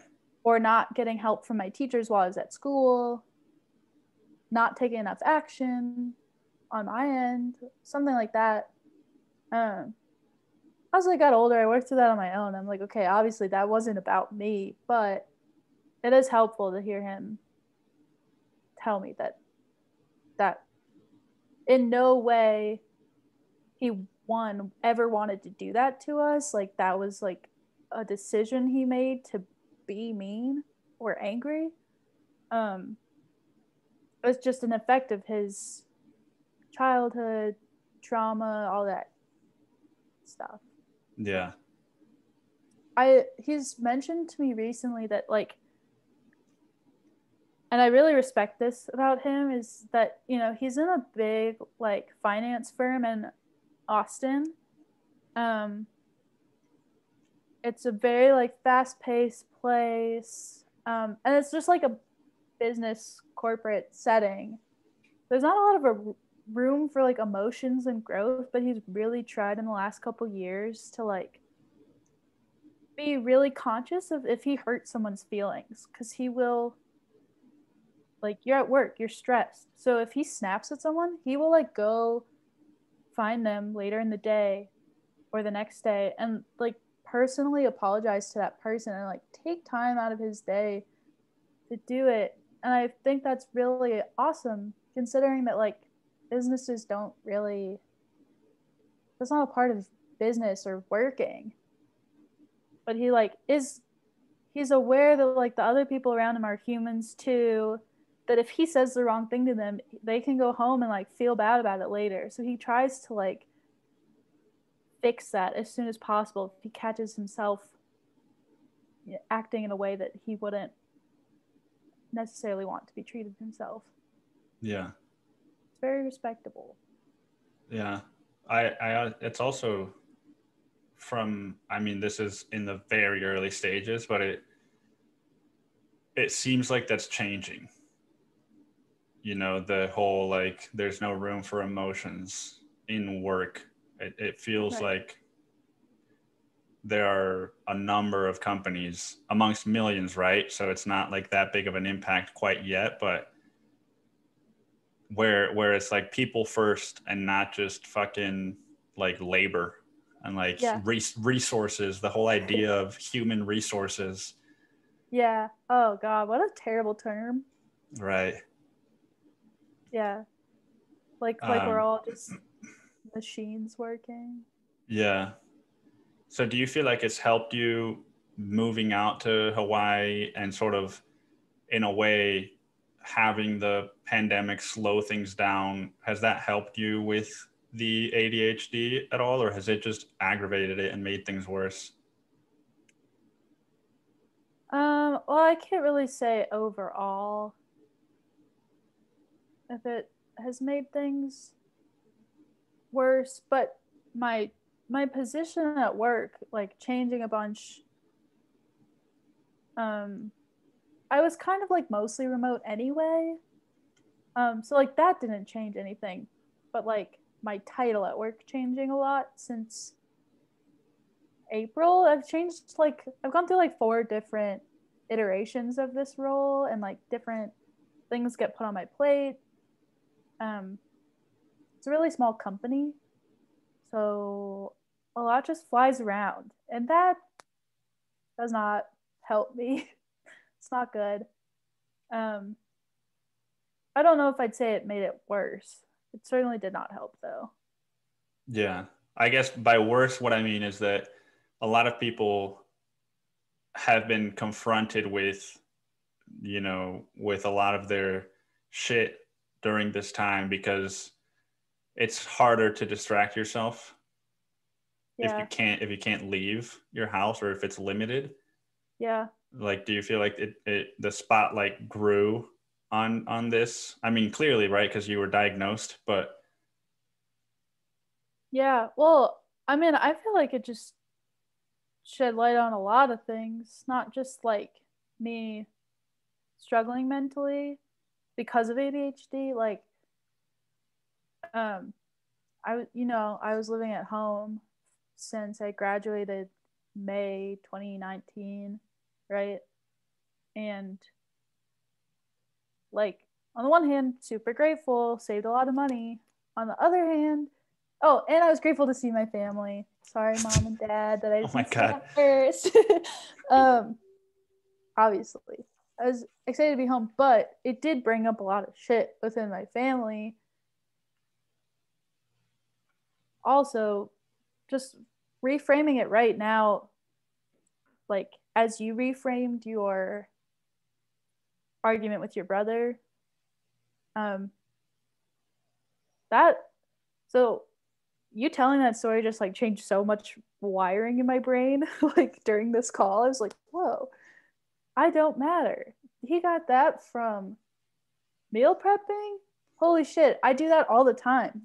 So like with that context in mind, like a lot of the issues I had at like living at home last year are not just because I got in fights with my family. I mean, we do that all the time. It's a lot of just insecurities that I have that I haven't worked through. Hmm. Um, so to answer your question, yes, I'm that light is being shed. You're doing it right now. And is it something that scares you, or is it something that you're ready for? Or... Oh, I'm ready for it. I always growth and change are not really a thing that has ever scared me. I'm always really excited for it. Um, like I don't know, getting diagnosed with ADHD was not like a everyone. If I told my friends, they were like, "Oh, how do you feel?" And I'm like, "Oh, I'm so fucking excited because that means I get to look into it more, kind of reevaluate things, change some behaviors of mine that you know not the best, maybe learn better time management tools." It's a lot of like exciting things to run towards and to stop running away from, if that makes sense. Yeah, absolutely. Yeah. Did you, how did you feel going into like shelter in place and stuff and like confronting because you always are confronting shit, it feels like. You're so on top of that. Well, I wouldn't say I'm on top of it. I'm just like constantly flinging myself into the abyss, hoping that I'll be able to swim out without drowning. Yeah, but it's a good metaphor. I was thinking about this actually in the shower this morning, that like I definitely had moments where I was really scared of like money, right? Like what if, because there was a time where I was concerned about maybe not having a job, and like, okay, so then how much money do I have and how far does that get me? But I think for the most part, I've been more comfortable during this time than I have during other times, because I'm like, chaos is what I am like used to, and it's what I create for myself when I'm in a position, you know, when I'm in a relationship that is working and is healthy. I'm like, this is something's wrong. I need to fuck things up. Obviously this is all unconscious. Right. But so in a way, for example, like, I'm curious to hear how you feel about this too. Like knowing that no one can go out is like, oh, then I don't have to worry about like missing out, or, you know, like saying no to a friend that's inviting, like nobody's inviting me to do anything right now. And Yeah. everybody's just at home. So I'm like, all right, well, I don't have to stress about that at all. It's like when you enter a relationship and you're like, oh, I don't have to worry about dating or like finding someone anymore. Like there's so much room that is opened up for other things. Yeah. How do you feel about the whole like fear of missing out? See, I always like convinced myself I was not like that didn't affect me. FOMO, who is she? I don't feel that, but I don't think that's true. um, I will say in like the last couple years, I've become less. I become more introverted.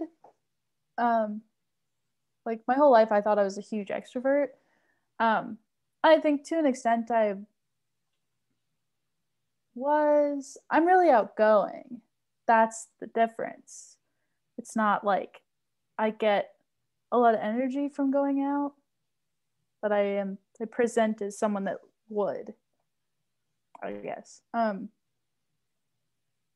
that's to say in the last like 2 years or so, I like really just stopped caring about going out.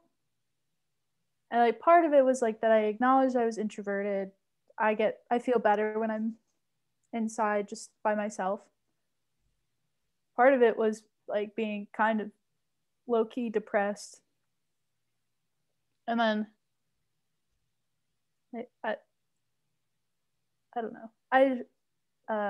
Like, has it been easier for you to not have to worry about social life because you know nobody is like even participating in it?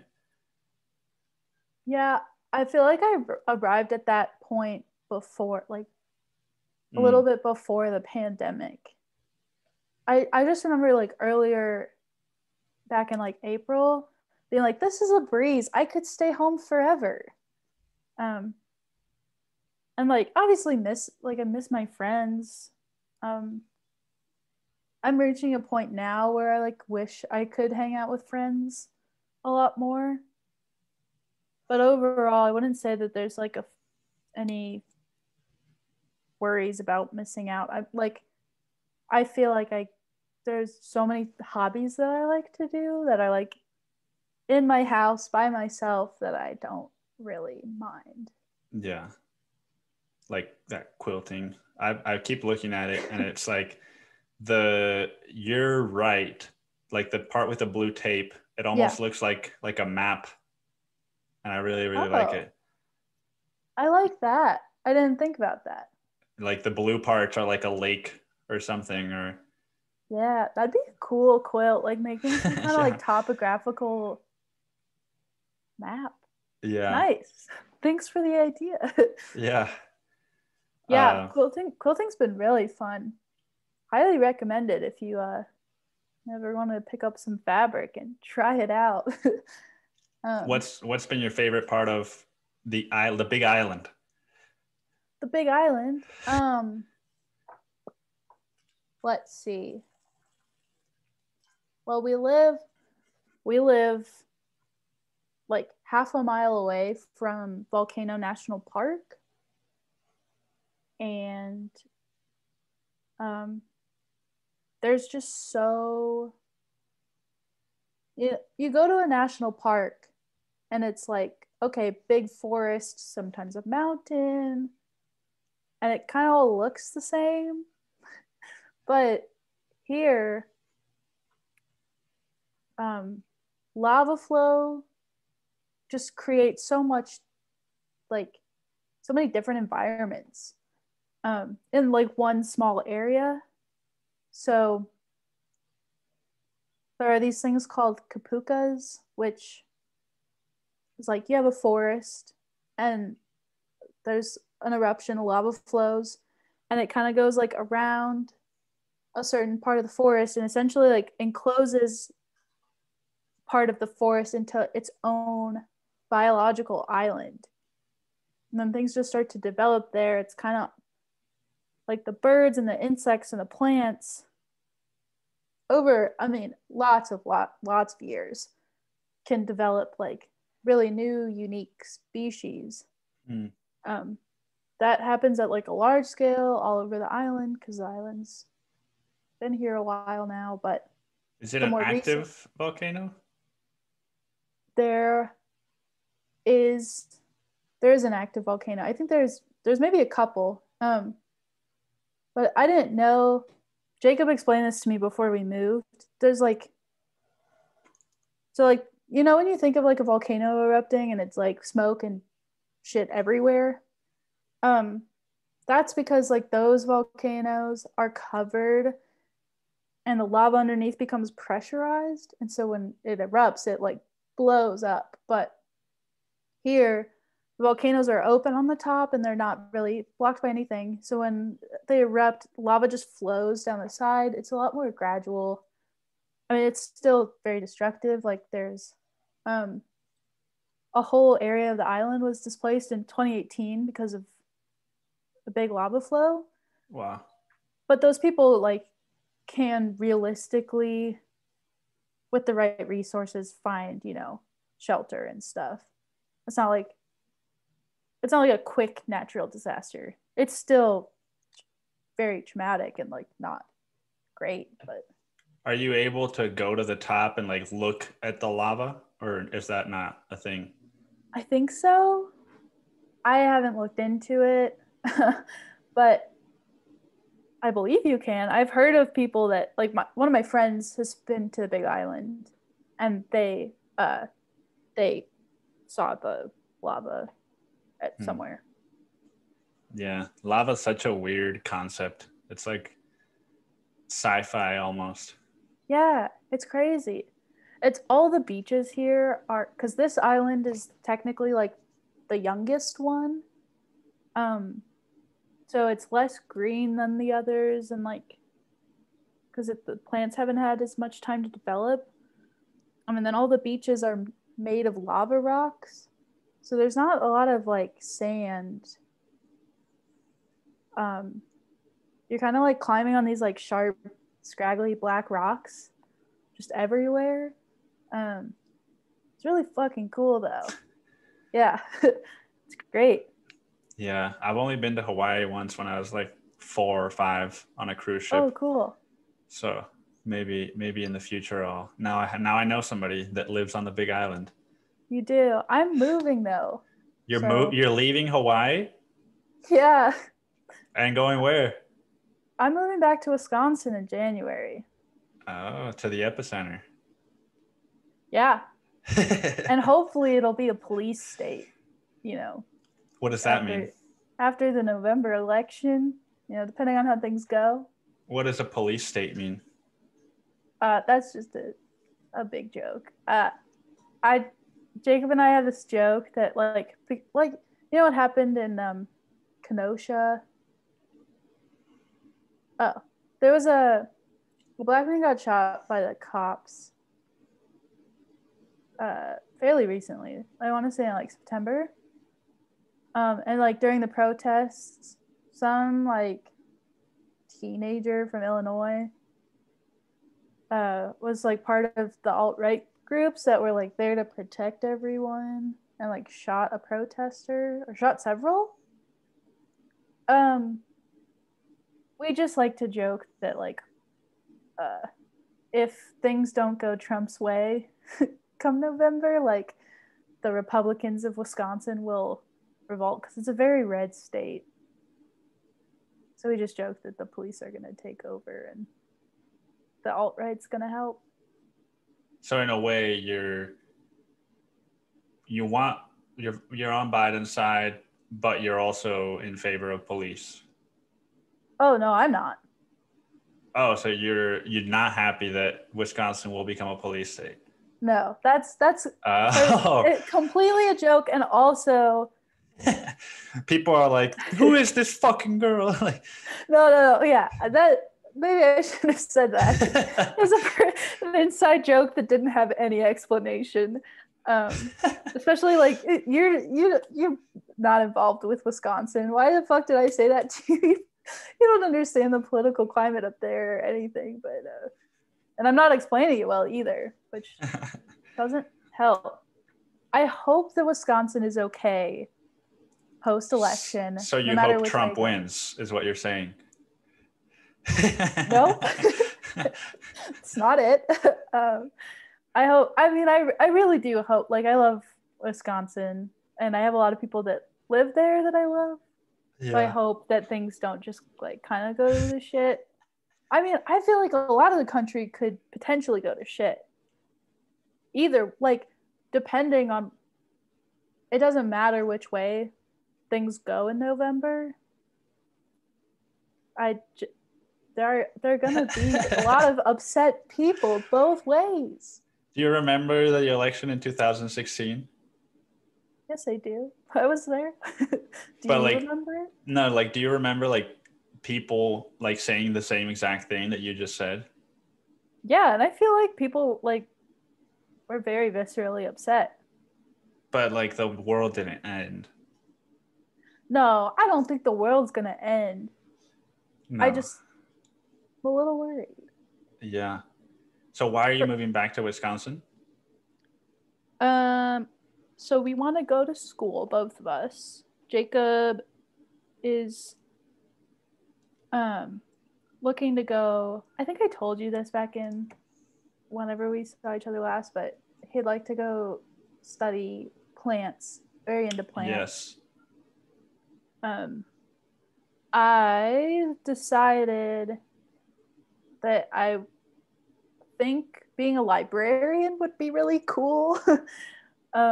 And something that like fits, just a job that seems to fit me very well. And a lot of like higher up positions at libraries and stuff like that.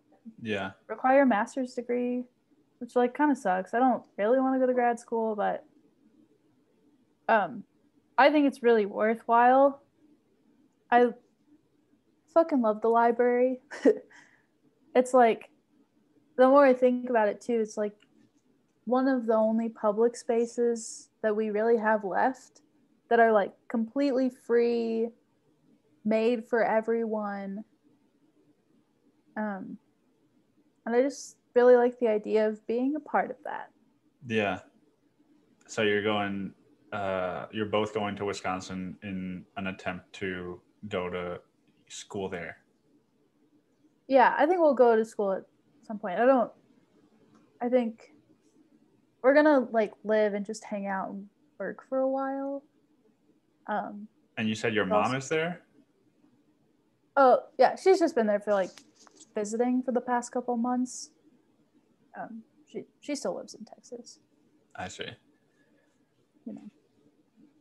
Well, shit, that's exciting. I mean, it's moving around a lot. I don't know, there's an appeal to that, which I'm sure there are things that are stressful too, but like a lot of planning.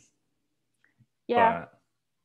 But I'm excited to have my own space because we live in a furnished place right now, which was really helpful for moving here because we didn't have to spend a lot of money on like house stuff. Yeah. But at the same time, you know, I like things. I like my own things. So. And you said you still have a bunch of friends over there. Yeah, I have several friends that are like at UW still, and then my friend Carlin, you know Carlin, she moved to Austin in February, but she's moving back to Madison. So wait, is she the one that did the treatments? Yeah, okay. yeah. I don't know if you guys talked much after that, but she found them so helpful. Yeah, we texted on and off during her treatments, but nice. We haven't texted in maybe 5-6 months. Oh, that's fair. But yeah. I'm really glad that like I'm sure she would have navigated it on her own plenty fine, but I'm thankful that like you were there and willing to talk to her and like be kind of a resource or guide in a way. Yeah, absolutely. That was a scary thing to try. Yeah, it's crazy. Do you feel like you've seen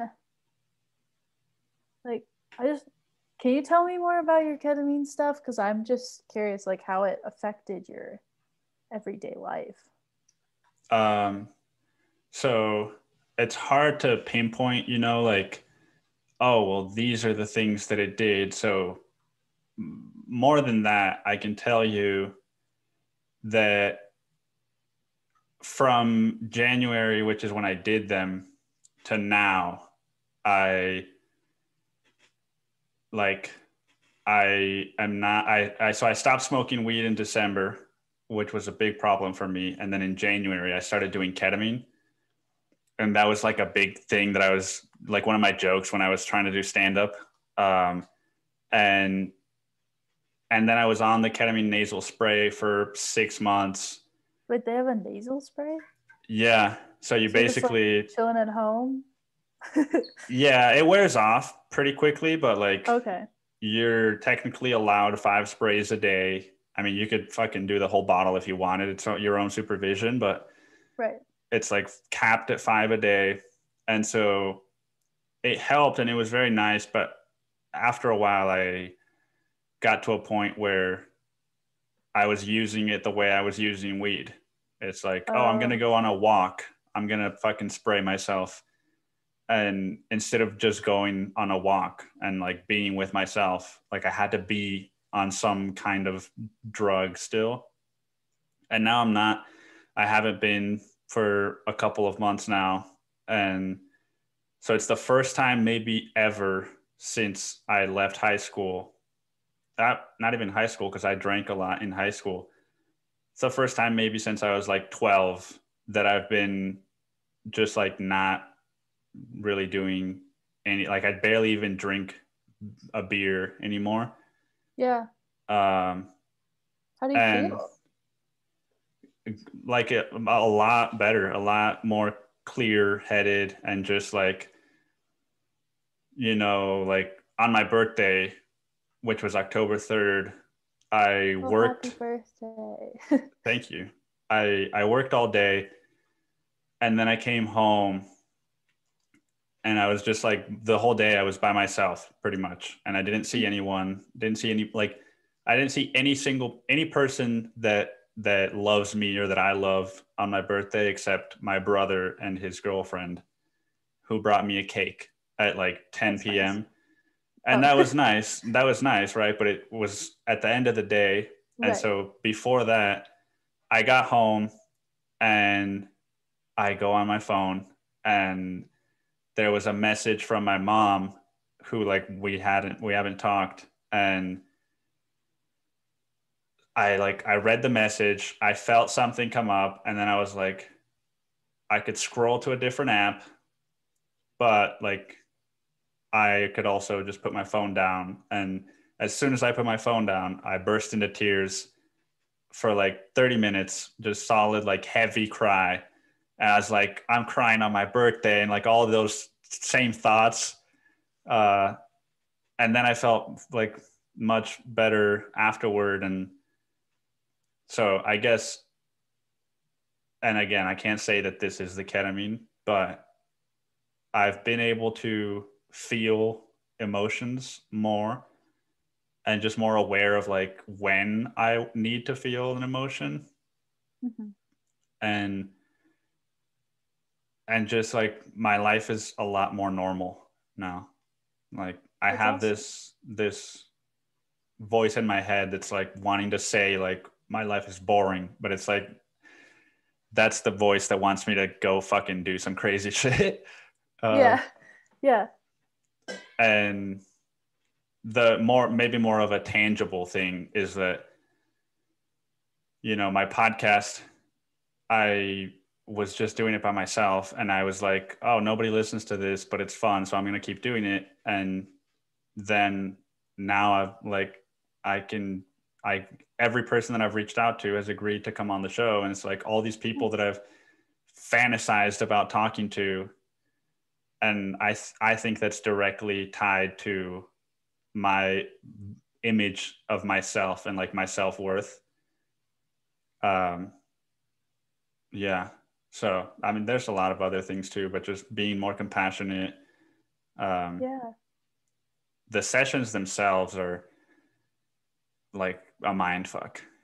But Oh, they sound so intense. yeah. Is the nasal spray like that? Like, do you? If you do 5 sprays in a row and then you like meditate in the dark, it can be kind of Okay. intense, but nothing close to that. No, I think you would probably have to like go crazy The with whole the nasal bottle. spray. Yeah. Yeah. Wait, Uh, so like, what does the nasal spray like throughout the day feel like then? I would compare it maybe to what you're saying you're hoping to get out of your medication. It's like, oh, I'm anxious to go into this job where I might be called a faggot and I hate my job. Oh, but I'm gonna spray 2 or 3 sprays of the ketamine and ride my bike there, and all of a sudden I'm like, oh, like the earth is like so beautiful today, and like I'm just distracted from my inner ramblings. Sure. Yeah, it's also a body high kind of thing. So you know, I think it makes you focus on your body so much that it also takes away from whatever else is bugging you. Sure. Um, but yeah, I was actually supposed to have one of the like, what's it called? Your Booster treatment. booster treatment. Yeah. Uh, I think on Friday, and I canceled it, and I like indefinitely, Oh, okay. just like that. Yeah. Like I feel almost like I'm doing solid right now, and to go do that again would just be to want to like get high and not like because I actually feel like I need to work on something. Right. Um, and so yeah, I don't know. I just feel like I have the space and the willingness to actually do the work, which a lot of times is just to, you know, like live your life and not be like, yeah, need to be like overthinking this one thing or whatever. Right. Right. Well, that's awesome. Yeah. That's great that you're like sober, mostly sober or whatever, and also that you can acknowledge like I don't need this anymore, the ketamine therapy, and not to just keep going because someone told you you did or you just wanted to go get high. I Right. feel like that's a very like aware, self-aware viewpoint. Yeah. I postponed it several times before I canceled it. So it took me a while to Okay. get there. Well, good But for yeah, you. eventually. Um, yeah. Well, this has been really fun. And I'm It's glad so that fun. we got to catch up. It's been a really long time, but Yeah, it's always nice talking to you. it's always nice talking to you. I feel like I get so much out of every conversation we have just because you like, we talked about this last time, the whole advice thing. All right. Tell Like people what you mean so that they don't think like that I'm just like this person that's like fucking telling you advice. yeah, no, we talked about how unsolicited advice kind of sucks a lot of the times, or it's just like advice that people they want to hear. They're not like tailoring it to you and like what they know you need. Um, but I feel like I get so much out of our conversation, and it's not because you're giving me advice, but you're just like talking about what's worked for you, and you know, I can be like, oh, that sounds like something I want to try, or something I want to think about. I don't know. Also, you just Yeah. ask really good questions. I've always been amazed at how thoughtful you are when you're like digging for things. I don't know. It's a muscle that I need to not practice as much when I go on first dates. Oh, yeah, that's fair. Not everyone wants to like overshare, especially on a first date, but I went on a first date like a week or two ago with like a 21-year-old girl that's going to UT, and she's like, "Yeah, I just started to do work on myself and to journal."